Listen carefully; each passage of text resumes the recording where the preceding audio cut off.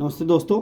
तो देखिए आज अपन स्टार्ट करते हैं सिंथेसिस टॉपिक को, ठीक है, जो 12th क्लास का मेन इंपॉर्टेंट टॉपिक है। ओके, और ये जो 12th क्लास है, 12th क्लास आरबीएससी, ठीक है, आरबीएससी के ग्रामर का ये मेन टॉपिक है जो कम से कम 2 नंबर का आता है। ओके, तो इस टॉपिक पे अपन पढ़ेंगे, कम से कम 2 नंबर का ये महत्वपूर्ण टॉपिक है, तो आपको देखना है और अच्छे से पढ़ना है। मैं इसको बाय डिटेल नोट्स लेके आया हूँ, सो प्लीज़ विद एग्जाम्पल इसको करेक्टली समझना है और नोट्स मेकिंग के साथ आपको चलते रहना है।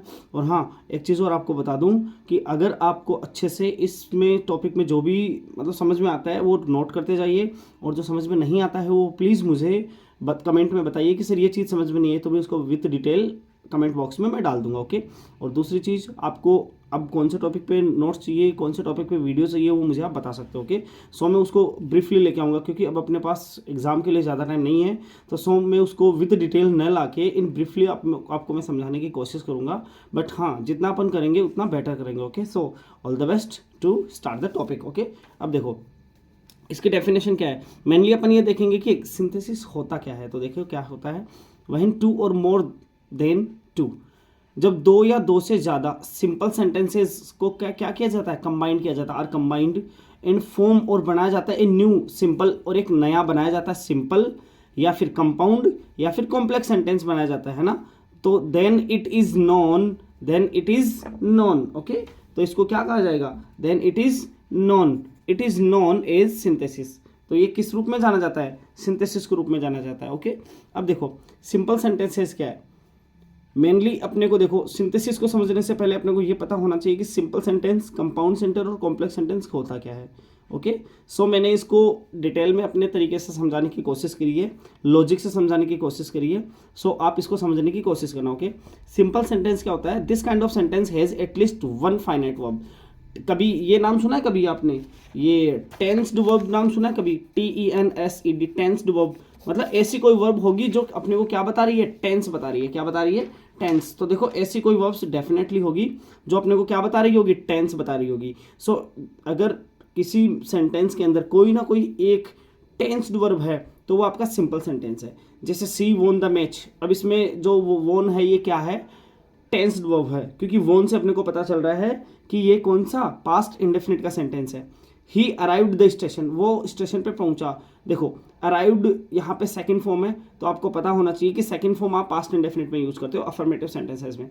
तो the underline verbs are finite verbs, बताया मैंने आपको, ये अंडरलाइन वर्ब्स जो है ना ये क्या है, फाइनाइट वर्ब्स है, और ये फाइनाइट वर्ब्स ही क्या होती है, टेंस्ड वर्ब्स होती है। ओके, सो अपन अब पढ़ेंगे क्या कि कंपाउंड सेंटेंसेस क्या होते हैं। देखो compound sentences, this kind of sentence is a big large sentence, है ना। ये इस टाइप के सेंटेंस क्या होते हैं, थोड़े से क्या होते हैं, बड़े सेंटेंस होते हैं, बड़े टाइप के सेंटेंस होते हैं ये। इसमें क्या किया जाता है, इट हैज़ टू, कम से कम 2, मोर देन 2 क्लोजेस, कम से कम इसके अंदर देखो कंपाउंड सेंटेंस कभी भी होते हैं ना, उनके अंदर कम से कम 2 या 2 से ज़्यादा सेंटेंसेस को मिलकर बनाया जाता है। ईच क्लोज, और हर क्लोज क्या होगा, has a subject and it's finite verb. अब देखो जहाँ क्लोज वर्ड आ गया, जहाँ क्या आ गया, क्लोज वर्ड आ गया, तो आपको पता ही है कि जहाँ क्लोज और सेंटेंस वर्ड आ जाए वहाँ पे एक सब्जेक्ट और उसकी वर्ब जो फाइनाइट वर्ब होती है वो डेफिनेटली मिलेगी आपको। ओके, मतलब एक ऐसी वर्ब या उसका सब्जेक्ट जरूर मिलेगा अगर वो वहाँ पे क्लोज का काम कर रहा है। तो वहाँ पे देखो 2 या 2 से ज़्यादा क्लोजेस से मिलकर कंपाउंड सेंटेंसेस को डिफाइन किया जाता है या फिर फॉर्म किया जाता है। So each clause is known as principal. तो यहाँ पे क्या है, हर एक क्लोज को क्या माना जाएगा, प्रिंसिपल क्लोज माना जाएगा। और प्रिंसिपल क्लोज क्या होता है, जो इंडिपेंडेंट क्लोज होता है। ओके, प्रिंसिपल क्लोज बोल दो, मेन क्लोज बोल दो, या इंडिपेंडेंट क्लोज बोल दो, उसको कुछ भी बोल दो आप, ठीक है, लेकिन वो होते हैं इंडिपेंडेंट। क्यों, क्योंकि ये दूसरे किसी भी सेंटेंसेस पे डिपेंड नहीं होते बेटा। ओके, अब देखो अपने क्या बोलेंगे इसको, द कंजक्शन बाय विच, ऐसा कंजक्शन बाय विच जिसके द्वारा दीज क्लोजेस आर कंबाइंड, इन क्लोजेस को क्या किया जाता है, कंबाइंड किया जाता है। ओके, क्या किया जाता है, कंबाइंड, कंबाइंड का मतलब जोड़ा जाता है एक दूसरे से, is known as coordinating conjunctions. मतलब अपने को ये है कि जो आपका सिंपल सेंटेंस है, सिंपल सेंटेंस आपको डायरेक्टली दिया गया है, और 2 सिंपल सेंटेंसेस को या फिर मतलब दिया गया है ना, उनको कंपाउंड सेंटेंसेस बनाने के लिए आपको किसी ना किसी कंजक्शन का यूज करना पड़ेगा। तो ध्यान रखना, जब भी कभी कंपाउंड सेंटेंस बनाया जाता है, अगर 2 क्लोजेस का, अगर 2 सेंटेंसेस का कंपाउंड क्लोजेस, कंपाउंड सेंटेंसेस बनाया जाता है, तो उनके लिए अपन कोऑर्डिनेटिंग कंजक्शंस का यूज करते हैं। कौन से कंजक्शन का यूज करते हैं, कोऑर्डिनेटिंग कंजक्शंस। बहुत इजी है ये। कोऑर्डिनेटिंग कंजक्शन पढ़ने से पहले आप एक कंजक्शन टॉपिक आपके 12th क्लास आरबीएससी में नया ऐड हुआ है, English medium for Hindi medium दोनों के लिए अलग अलग है ना, मतलब सेम ही टॉपिक है, अलग कुछ भी नहीं है। ऐसे बोल सकता हूँ कि जैसे मान लो कि आपको जो ये कंजक्शन टॉपिक है वो अगर आप इस सिंथेसिस के पहले पढ़ लोगे ना तो वो ज़्यादा बेटर रहेगा आपके लिए। ओके, क्यों? क्योंकि पिछली बार ये कंजक्शन 10th क्लास के अंदर ऐड था और इस बार ये कंजक्शन 12th क्लास के अंदर ऐड कर दिया गया है। सो बहुत इजी टॉपिक है, कम से कम 10-11 कंजक्शन है, उनको अच्छे से रीड कर लोगे ना, उसमें भी आपको 2 नंबर गेन करने की बहुत मतलब आराम से कर सकते हो। डोंट वरी, सिंथेसिस के अलावा मैं एक कंजक्शन का टॉपिक भी ले आऊंगा जो पिछली बार 10th के लिए इंपॉर्टेंट था, इस बार 12th के लिए इंपॉर्टेंट हो जाएगा वो। ओके, सो देखते हैं अपन आगे। तो देखो कोऑर्डिनेटेड कंजक्शंस कौन से होते हैं? And, not only but also, but, yet, either और, नीदर नॉर, सो, देयरफॉर, एक्सेट्रा। मतलब इसमें क्या है कि ये जो कंजक्शंस दिए हुए हैं ना, ये सारे कंजक्शंस क्या है? कोऑर्डिनेटेड कंजक्शंस है। ये सारे के सारे कंजक्शंस, इनमें से ऑलमोस्ट कंजक्शंस क्या होते हैं? ये सभी देखो, ये सभी क्या है? कोऑर्डिनेटेड कंजक्शंस है। इन सभी कंजक्शंस का यूज, इनमें से ऑलमोस्ट कंजक्शंस का यूज, जैसे कि मान लो एंड है, नॉट ओनली बट ऑल्सो है, बट है, यट है, ईदर और है, नीदर नॉर है, मतलब ऐसे कंजक्शंस का यूज किसके अंदर किया गया है? आपका जो अनदर कंजक्शन वाला टॉपिक है ना, उसके अंदर ये सब अपन पढ़ लेंगे इसको, ठीक है। So don't worry. अब देखो कोऑर्डिनेटेड कंजक्शंस मैंने आपको बता दिए, अब अपन पढ़ेंगे ये क्या है? Complex sentences. देखो, this kind of sentence is also a big और लार्ज सेंटेंस। इस प्रकार के सेंटेंस, इस प्रकार के वाक्य भी क्या होते हैं? थोड़े बड़े वाक्य होते हैं, बड़े सेंटेंसेस होते हैं। इट हैज़ 2 और मोर देन 2 क्लॉजेस। इनके अंदर कम से कम 2 या 2 से ज़्यादा क्लोजेस होते हैं। और मैंने फिर से बोल दिया आपको कि क्लोजेस अगर कहीं पे दिया हुआ है, अगर कहीं पे क्लोजेस नाम भी लिखा हुआ है, तो समझ जाना कि वो क्लोजेस हैं, उसके अंदर कम से कम एक सब्जेक्ट और उसकी फाइनाइट वर्ब डेफिनेटली मिलेगी आपको। इट इज 2 और more than 2 clauses. 1 clause gives a complete sense. हाँ देखो, कंपाउंड सेंटेंसेस जब बनाओगे ना तो दोनों सेंटेंस इंडिपेंडेंट होते हैं, बट यहाँ पे क्या है कि अगर आपको 2 या 2 से ज़्यादा सेंटेंस दिए गए हैं तो उनमें से कम एक क्लॉज जो होता है ना वो कंप्लीट सेंस देगा आपको, और उसके अलावा जो जितने भी कंजक्शंस होंगे, वो जितने भी क्लोजेस होंगे ना, वो सारे इंडिपेंडेंट होंगे। इट मीन्स कि वो जो कंप्लीट सेंटेंस होगा ना, वो जो मतलब ऐसे बोल सकते हो कि जो इंडिपेंडेंट सेंटेंस होगा वो उन दूसरों के लिए आश्रित नहीं होगा, वो दूसरे कंजक्शंस, वो दूसरे क्लोजेस इनके ऊपर, इस कंप्लीट सेंटेंस के ऊपर आश्रित होंगे। इट मीन्स मैं ये कह सकता हूँ कि अगर आपको 2 क्लोजेस दिए हुए हैं तो उनमें से एक क्लोज डिपेंडेंट होगा, दूसरा क्लोज इंडिपेंडेंट होगा, ठीक है। And the another sentence which does not gives complete sense. देखो, जो कंप्लीट सेंस देता है वो इंडिपेंडेंट होता है, मतलब फ्री होता है, और जो which does not give complete sense, जो कंप्लीट सेंस नहीं देता है, वो क्या होता है? डिपेंडेंट क्लॉज होता है, मतलब वो दूसरों के ऊपर निर्भर होता है। बिकॉज क्योंकि इट ऑलवेज डिपेंड्स, क्योंकि ये हमेशा क्या करता है? डिपेंड करता है अपॉन द इंडिपेंडेंट क्लोज, क्योंकि ये हमेशा किस पे डिपेंड होता है? इंडिपेंडेंट। मैंने आपको पहले ही बता दिया कि डिपेंडेंट क्लोज हमेशा क्या रहेगा? डिपेंड रहेगा दूसरे इंडिपेंडेंट क्लोज पे। Okay, close for it's a complete sense, क्योंकि उस इंडिपेंडेंट क्लोज के बिना डिपेंडेंट क्लोज अपना खुद का कंप्लीट मीनिंग, अर्थ नहीं बता पाएगा आपको। The conjunction by which these are combined is known as subordinated conjunctions. और ऐसे जो कंजक्शन, जो क्लोजेस होते हैं, उनको जोड़ने के लिए आपको जिस कंजक्शन की जरूरत पड़ती है वो सबऑर्डिनेटेड कंजक्शंस होते हैं। कौन से कंजक्शंस होते हैं? सबऑर्डिनेटेड कंजक्शंस होते हैं। ओके, सो अपन देखते हैं कि यहाँ पे सबऑर्डिनेटेड कंजक्शंस कौन से हैं बेटा। ओके, अब देखो इधर सबऑर्डिनेटेड कंजक्शंस देख रहे हैं अपन, ठीक है। ओके, देखो सबऑर्डिनेटेड कंजक्शंस, ठीक है। अब देखो क्या लिखा हुआ है? दैट, सबसे पहले क्या दिया हुआ है? That, who, because, so that, if, दो, एज, ठीक है। अब ये आपको दिए हुए हैं, ये सारे के सारे कंजक्शंस क्या हैं? सबऑर्डिनेटेड कंजक्शंस है। कौन से कंजक्शंस हैं? Subordinated conjunctions. ओके, अब देखो इनमें क्या किया जाएगा। इसमें क्या दे रखा है?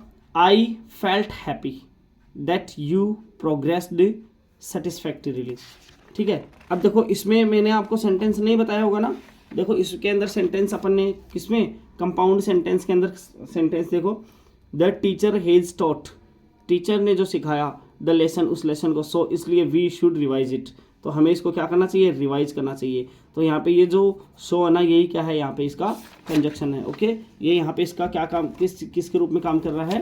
कंजक्शन के रूप में। और इधर देखो, यहाँ पे देखो, आई फेल्ट हैप्पी, मुझे क्या हैप्पी फील होता है? दैट, क्योंकि यू प्रोग्रेस सेटिस्फैक्टरीली, क्योंकि तुमने क्या किया है? बहुत सेटिस्फैक्टरीली क्या किया है? प्रोग्रेस किया है, इसलिए मैं क्या हूँ? बहुत ज़्यादा हैप्पी हूँ, आई फेल्ट हैप्पी की, ठीक है, ये कंजक्शन। अब फॉर्मेशन ऑफ सिंपल सेंटेंसेस पढ़ेंगे अपन। क्या पढ़ेंगे बेटा? Formation of simple sentences. देखो कैसे पढ़ते हैं इसको, फॉर्मेशन ऑफ सिंपल सेंटेंसेस को देखो, बहुत ईजी है, टेंशन नहीं लेना। इसके कुछ रूल्स हैं, कम से कम 6-7 रूल्स है, ठीक है। तो देखो अपन कम से कम 3-4 रूल्स इस वीडियो में कंप्लीट कवर करने की कोशिश करेंगे। ओके, सो देखो, यूजिंग पार्टिसिपल। सबसे पहले है कि पार्टिसिपल का यूज कैसे करके अपन सिंपल सेंटेंसेस बना सकते हैं। सबसे पहले आपको मैं बता देता हूँ कि पार्टिसिपल कितने होते हैं। यहाँ पे पार्टिसिपल एक प्रेजेंट पार्टिसिपल दिया जाएगा, प्रेजेंट पार्टिसिपल दिया जाएगा आपके सामने। उसके बाद में आपको पास्ट पार्टिसिपल दिया जाएगा, फिर आपका परफेक्ट पार्टिसिपल आएगा। इन तीनों पार्टिसिपल्स का यूज करके अपन क्या करेंगे? सिंपल सेंटेंस का फॉर्म करेंगे, ठीक है। देखो ये यहाँ पे कौन सा सेंटेंस है? प्रेजेंट पार्टिसिपल दिया हुआ है। यहाँ पे देखो, ये देखो यहाँ पे पास्ट पार्टिसिपल दिया हुआ है, और इधर देखो यहाँ पे ये परफेक्ट पार्टिसिपल दिया हुआ है। कौन सा पार्टिसिपल है? Perfect participle. ओके, सो देखो क्या दिया हुआ है, यूजिंग पार्टिसिपल, ठीक है। प्रेजेंट पार्टिसिपल V1 + ing, इसमें करते हुए या करके, मैंने ये काम किया, करते हुए किया, ये मैंने ये काम करके ये किया, मतलब ऐसे कुछ वाक्य आते हैं ना, उनके अंदर प्रेजेंट पार्टिसिपल का यूज किया जाता है। One action completes another starts. इसमें क्या होता है कि 2 क्लोजेस आएंगे। जैसे मान लो आपको 2 सेंटेंस दे दिए, एक सेंटेंस ये आया, एक सेंटेंस ये आ गया। इसके अंदर जो वर्ब दी हुई है वो कोई एक्शन है, इसके अंदर जो कोई वर्ब दी वो कोई एक्शन है। ये दोनों एक्शन होगी ना, इनके बीच में जो रिलेशनशिप होगा वो ही डिपेंड करेगा कि यहाँ कैसे करना है। तो इसमें क्या है, एक एक्शन तो क्या हो जाएगी, कंप्लीट हो जाएगी, और दूसरी एक्शन उसके जस्ट बाद में क्या होगी, स्टार्ट होगी। जस्ट बाद में इसलिए बोल रहा हूं कि जब दोनों एक्शंस के बीच में गैप 0 होता है, दोनों एक्शंस के बाद में गैप क्या होता है, 0 होता है। जैसे मान लो आपने किसी चीज को देखा और खुशी हो गई, आपने किसी चीज को देखा और खुशी हो गई, तो ऐसा थोड़ी है कि आप उसको देखोगे, फिर थोड़ी देर सोचोगे, समझोगे, उसके बाद में खुश होगे, ऐसा कुछ नहीं है। द लेटर एक्शन मतलब बाद वाली एक्शन जो है ना, मतलब जो बाद में होती है, is the result of former action. मतलब कोई जो 2 एक्शन हो गई, फर्स्ट वाली एक्शन अगर पहले हो रही है तो दूसरी वाली एक्शन उसका रिजल्ट होगी, समझ गए ना। Mostly subjects of the both sentences are same, ये होती है इंपॉर्टेंट चीज। ऐसे वाक्य में क्या होता है, दोनों वाक्य के जो सब्जेक्ट होते हैं ना वो सेम होते हैं। मोस्टली ये देखा गया है, दोनों वाक्य के सब्जेक्ट क्या होते हैं, सेम होते हैं। बेटा देखो, Rohan saw a lion, he climbed up the tree. Rohan ने किसको देखा, शेर को देखा, और वो पेड़ पे चढ़ गया। अब ऐसे थोड़ी है वो शेर को देखेगा, सोचेगा, समझेगा, उससे दोस्ती करेगा, हाय हेलो करेगा, ऐसा तो नहीं है ना, वो देखते ही चढ़ जाएगा ना। तो देखो सीइंग ए लायन, यहाँ पे देखो मेन चीज ये है कि पार्टिसिपल किसका बना है सर। अगर यहाँ पे देखो SAW दिया हुआ है, ये SAW की फर्स्ट फॉर्म क्या है, सी, और आपको पता है कि प्रेजेंट पार्टिसिपल, जो आपका प्रेजेंट पार्टिसिपल है वो क्या होता है, वर्ब की फर्स्ट फॉर्म में क्या होता है, ING होता है। तो अपन इसको क्या कर लेंगे, सीइंग, सी का क्या बन जाएगा, सीइंग, ठीक है। तो अब इसमें देखो क्या किया, सीइंग ए लायन, ये रोहन यहाँ था, इधर देखो सब्जेक्ट, अपन फर्स्ट वाले को लेना है, चाहे दोनों जगह सेम ही दिया हुआ है तो फर्स्ट वाले को लेना है, जिससे कि आप कंफ्यूज नहीं होगे, है ना। तो रोहन का रोहन आ गया, और बचा हुआ सेंटेंस लिखो, climb up the tree. Seeing a lion, एक लायन को देखकर या देखते हुए, है ना, मतलब एक लायन को देखते हुए Rohan climb up the tree. She was tired of walking, वो क्या होगी, थक गई चलने से, ठीक है। सी ले डाउन टू टेक रेस्ट। अब देखो, अब यहाँ पे क्या है, वॉज का ING बनाना है, तो वॉज किसकी फॉर्म है, बी की फॉर्म है, वॉज किसकी फॉर्म है, बी, तो बी का क्या बन जाएगा, बीइंग बन जाएगा। तो बीइंग टायर्ड क्या हो जाएगा, बीइंग टायर्ड ऑफ वॉकिंग। अब देखो यहाँ पे भी सीता, यहाँ पे आपको ये ले लेना, जिसमें क्या है, आपको ये पता रहेगा कि इसको नहीं यूज करना है, अगर दोनों सेम है तो इसको यूज नहीं करना है, ये वाला यूज करना है। She lay down to take rest. Note, if the present participle is related to the object, अगर आपका प्रेजेंट पार्टिसिपल किससे रिलेटेड है, ऑब्जेक्ट से रिलेटेड है, then it will be placed after the object. मान लो कि आपका प्रेजेंट पार्टिसिपल ऑब्जेक्ट से रिलेटेड है, तो उसको आपको ऑब्जेक्ट के बाद में ही रखना पड़ेगा, ठीक है। देखो कैसे, आई सो रोहन, मैंने किसको देखा, रोहन को। ही वॉज अब्यूजिंग हिज नेबर। अब देखो यहाँ पे ही आई के लिए थोड़ी आया है, ही यहाँ पे रोहन के लिए आया है ना, तो रोहन यहाँ पे सब्जेक्ट नहीं है, ऑब्जेक्ट के रूप में है। तो देखो क्या लिखेंगे, आई सा रोहन, ठीक है। तो आई सा रोहन, रोहन के लिए आ गया। अब देखो abusing, he was abusing his neighbour. I saw Rohan, मैंने रोहन को देखा अब्यूजिंग हिज नेबर, अपने नेबर को अब्यूज करते हुए, अपने नेबर को क्या देखा, अब्यूज करते हुए देखा मैंने रोहन को, ठीक है। अब देखो नेक्स्ट कौन सा दिया हुआ है, पास्ट पार्टिसिपल, ठीक है बेटा। प्रेजेंट पार्टिसिपल पे ऐसे ही क्वेश्चंस आते हैं, okay, so don't worry. Next देखो पास्ट पार्टिसिपल, वर्ब की थर्ड फॉर्म में, वर्ब की थर्ड फॉर्म होती है ना, वही क्या होती है, पास्ट पार्टिसिपल होती है। क्यों, it is used as an adjective, इसको किसके रूप में यूज किया जाता है, एडजेक्टिव के रूप में यूज किया जाता है। कैसे, he was beaten in the first game, he was beaten, उसको पीटा गया है ना, he was beaten in the first game, पीटा गया। यहाँ पे पीटा गया थोड़ी होगा, नहीं, यहाँ पे पीटा मतलब, बीटन मतलब हारा गया, हराया गया उसको, ही वॉज बीटन, उसको हरा दिया गया, इन the first game he did his best, है ना। हाँ, ऐसा बोल सकते हो कि जैसे मान लो बॉक्सिंग का मैच हो तो वहाँ पे बीटन को मारना भी यूज कर सकते हो आप। देखो he was beaten in the first game, but mostly beaten का यूज लॉस्ट होगा, हारना, हराना, डिफीट बोल सकते हो आप, defeated. He did his best, beaten in the first game, तो देखो beaten in the first game he did his best, तो बीटन का बीटन आ गया ना, हाँ, बीटन का बीटन आ गया, beaten in the first game he did his best. अभी देखो यहाँ पे प्रेजेंट पार्टिसिपल की तरह वाज को बीइंग मत बना देना, प्रेजेंट पार्टिसिपल की तरह बी को बीइंग मत बना देना, यहाँ पे थर्ड फॉर्म का ही यूज किया जाएगा। Being in the first game he did his best, जैसे I found my pen it was lost. अब यहाँ देखो इट आई के लिए थोड़ी आया है, इट, अब देखो ही के लिए था इसलिए आ गया, अब लेकिन इट ये ऑब्जेक्ट के लिए है ना, तो यहाँ देखो आई फाउंड माई पेन कौन सा था, लॉस्ट था ना, तो लॉस्ट पेन। अब देखो मैंने एक चीज़ बताई थी, एडजेक्टिव के रूप में यूज किया जाता है, तो यहाँ पे बीटन भी एडजेक्टिव है, और यहाँ पे देखो लॉस्ट एडजेक्टिव के रूप में आ चुका है, क्योंकि खोया हुआ पेन, वर्ब की थर्ड फॉर्म को एडजेक्टिव के रूप में भी यूज किया जा सकता है, ये चीज़ आपको पता होनी चाहिए, ठीक है। अब देखो आगे क्या किया गया है, अब पढ़ेंगे अपन परफेक्ट पार्टिसिपल। कौन सा पार्टिसिपल पढ़ेंगे, परफेक्ट पार्टिसिपल। अब देखो परफेक्ट पार्टिसिपल क्या होता है, हैविंग प्लस वर्ब की third form. When one action completes, जब कोई एक एक्शन कंप्लीट हो जाए पहले, and then another action starts, और उसके बाद में दूसरी एक्शन स्टार्ट हो, the completed action will be changed, तो कंप्लीटेड एक्शन क्या होगी, चेंज हो जाएगी इन परफेक्ट पार्टिसिपल। तो जो कंप्लीट एक्शन होगी ना वो चेंज हो जाएगी, किसके अंदर चेंज हो जाएगी, परफेक्ट पार्टिसिपल में। और परफेक्ट पार्टिसिपल में जैसे अपन चेंज करेंगे ना, तो फर्स्ट क्लोज के बाद में अपने को कोमा यूज करना है, ठीक है। तो यूज कोमा, देखो comma will be used after first clause, first clause के बाद में क्या यूज करना है, कोमा। अब देखो Rohan watched a movie, Rohan watched a movie, he went for shopping. अब देखो इन दोनों के बीच में थोड़ा सा गैप है, ऐसा तो है नहीं कि he watched a movie he went for shopping, उसने मूवी देखी और देखते ही शॉपिंग करने चला गया, ऐसा नहीं है ना, इसमें थोड़ा सा तो डिफरेंट होगा, थोड़ा सा तो डिफरेंस होगा ना। अब देखो वॉच्ड की थर्ड फॉर्म आ गई ना, having watched a movie Rohan. अब देखो मैंने बोला था दोनों सेम है तो फर्स्ट वाला लेना है, Rohan went for shopping.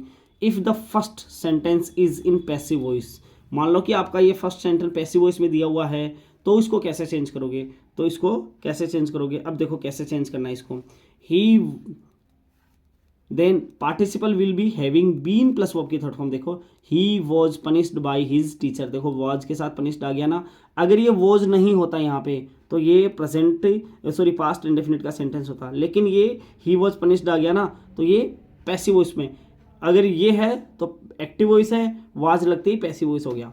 Bye his teacher he felt sorry, तो क्या लिखेंगे अपन इसमें, having been punished by his teacher, अपने टीचर के द्वारा सजा लेते हुए ही फेल्ट सॉरी, उसे बहुत दुख हुआ, उसे बहुत दुख महसूस हुआ। अब देखो अपन पढ़ेंगे कौन सा वाला, rule number 2। Rule number 1 participles का यूज करना तो सीख लिया, प्रेजेंट पार्टिसिपल, पास्ट पार्टिसिपल और एक परफेक्ट पार्टिसिपल। फ्यूचर पार्टिसिपल मत बोल देना कभी, होता ही नहीं है, ठीक है। अब देखो यूजिंग इन्फिनेटिव का अपन 2 तरीके से यूज कर सकते हैं। मेनली इन्फिनेटिव क्या है, 2 टाइप से यूज कर सकते हैं। फर्स्ट टाइप क्या है, टू शो पर्पज, पहले में क्या दिखाएंगे अपन, पर्पज शो दिखाएंगे, मतलब उद्देश्य, पहले काम को करने का या दूसरे काम को करने का, कोई ना कोई एक दूसरे के बीच में क्या होगा, उद्देश्य जरूर होगा। जैसे मैं लिख दूं he went to market, he went to market, he wanted to buy a book, तो इसका सेंटेंस क्या बनेगा, he went to market to buy a book. ठीक है, तो दूसरा वाला सेंटेंस पहले वाले वाक्य का क्या हो गया था, पर्पज हुआ कि नहीं हुआ। सपोज करो कि he went to market, market क्यों गया, he wanted to buy a book, क्योंकि वो एक बुक खरीदना चाहता था। अब देखो ही टुक ए नाइफ, उसने एक चाकू लिया, he wanted to kill the hen, वो किसको, मुर्गी को मारना चाहता था। ही टुक ए नाइफ, सेम आ गया। अब देखो दोनों कनेक्शन सेम है या नहीं है, तो डायरेक्ट अपन क्या लिखेंगे, he took a knife to kill the hen। ठीक है, तो यहाँ अपन ने 2+V1 इन्फिनेटिव का प्रयोग करते हुए बना दिया इसमें। ठीक है, अब देखो ओके, अभी तक अपना सिंपल सेंटेंस चल रहा है बेटा, ध्यान रखना। कंपाउंड और कॉम्प्लेक्स में अपन नहीं गए हैं अभी। सेकेंड टाइप क्या होगा, ही इज वेरी वीक, वो बहुत ज्यादा क्या है, वीक। बेटा ये कंजक्शंस में भी दिया हुआ है, टू का प्रयोग करके, ध्यान रखना। कंजक्शन जब आप भी पढ़ो ना तो टू का प्रयोग कैसे करना होता है वो इसके अंदर दिया हुआ है, तो ध्यान रखना। मैंने आपको पहले बोला था सिंथेसिस और कंजक्शन, ये मान लो कि जिसको आगे ना 4 नंबर उसके फिक्स हो गए हैं। He is very weak, he can not walk, वो चल नहीं सकता है sorry. He is too weak, तो यहाँ वेरी की जगह देखो टू को रिप्लेस करना है किससे, वेरी से, मतलब वेरी की जगह टू को वेरी की जगह रिप्लेस करना है, वेरी को रिप्लेस करना है टू से। ठीक है, अब देखो कनेक्ट करना है उसके बाद में 2+V1 of second close. Second close के अंदर वर्ब की फर्स्ट फॉर्म, उसके पहले क्या लगाना है, टू। देखो कैसे लगाएंगे बेटा अपन, देखो इसमें अनुज वर्कड हार्ड, अनुज क्या कठिन मेहनत करता था। He wanted to get good marks, वो क्या चाहता था, अच्छे मार्क्स प्राप्त करना चाहता था। तो Anuj worked hard to get good marks, Anuj अच्छे मार्क्स प्राप्त करने के लिए कठिन मेहनत करता था। The book was very difficult, book बहुत ज़्यादा क्या थी, डिफिकल्ट थी। सी कुड नॉट अंडरस्टैंड, वो नहीं समझ पाया था। The book was too difficult, very की जगह टू आ गया ना, फॉर हर। अब देखो यहाँ पे क्या था, अनुज और ये दोनों के सब्जेक्ट सेम थे। यहाँ पे देखो द बुक और शी अलग अलग है ना, तो इसको क्या करेंगे, अब देखो दोनों सब्जेक्ट सेम थे तो यहाँ लगाना जरूरी नहीं था क्योंकि एक ही जगह आ गया, लेकिन अब दोनों अलग अलग हैं तो फोर को, अब यहाँ फोर का यूज करेंगे, FOR। अब फोर प्रीपोजिशन है तो सब्जेक्ट नहीं रख सकते, तो सी की जगह क्या आ गया, हर आ गया, क्योंकि हर का ऑब्जेक्टिव केस क्या होता है, सी का ऑब्जेक्टिव केस हर होता है। ध्यान रखना, प्रीपोजिशन अपना ऑब्जेक्ट लेती है अपने बाद में। ठीक है, तो अगर वहाँ पे सब्जेक्ट, हाँ यहाँ पे कोई लड़का मतलब नाम होता ना, जैसे अनुज हो जाता, अनीता हो जाता, तो वैसे फॉर अनीता अनुज हो जाता डायरेक्टली। ओके, ये चीज़ मैं आपको बता दे रहा हूँ, for her to understand. Okay, इस तरीके के सेंटेंस आपको आपके पास आ सकते हैं बेटा। तो आज अपन ने 2 टाइप के पढ़ लिए। सबसे पहला पार्टिसिपल पढ़ लिया, सबसे पहला क्या पढ़ लिया, पार्टिसिपल, और दूसरा वाला इन्फिनेटिव पढ़ चुके हैं अपन, इन्फिनेटिव। अब अगले जो आप अपन पढ़ेंगे, जैसे नाउन का भी पढ़ेंगे, प्रीपोजिशन का भी पढ़ेंगे, अपोजिशन भी, नाउन अपोजिशन भी पढ़ेंगे, और बहुत सारे ऐसे हैं जैसे नॉमिनेटिव भी पढ़ेंगे, नॉमिनेटिव एब्सोल्यूट भी पढ़ेंगे। ठीक है, ऐसे कुछ रूल्स और पढ़ेंगे, बहुत इजी रूल्स है। ओके, सो मैं कोशिश कर रहा हूँ कि बिल्कुल इजी लैंग्वेज में लाने की। सो मिलते हैं अगले वीडियो में, और वीडियो में अभी तक बने रहने के लिए बहुत बहुत धन्यवाद आपका। अगर अभी तक आपने वीडियो को लाइक नहीं किया तो please hit the like button, and अगर अपने चैनल को सब्सक्राइब नहीं किया तो please subscribe the channel. Okay, and please help कीजिए, और कंटेंट कैसा लगा कमेंट में ज़रूर बताइए। और हाँ, अगर आपको कोई भी प्रॉब्लम है तो प्लीज़ कमेंट बॉक्स में ज़रूर बताइए। Okay, so thank you so much, मिलते हैं अगले वीडियो में जल्दी ही। ठीक है।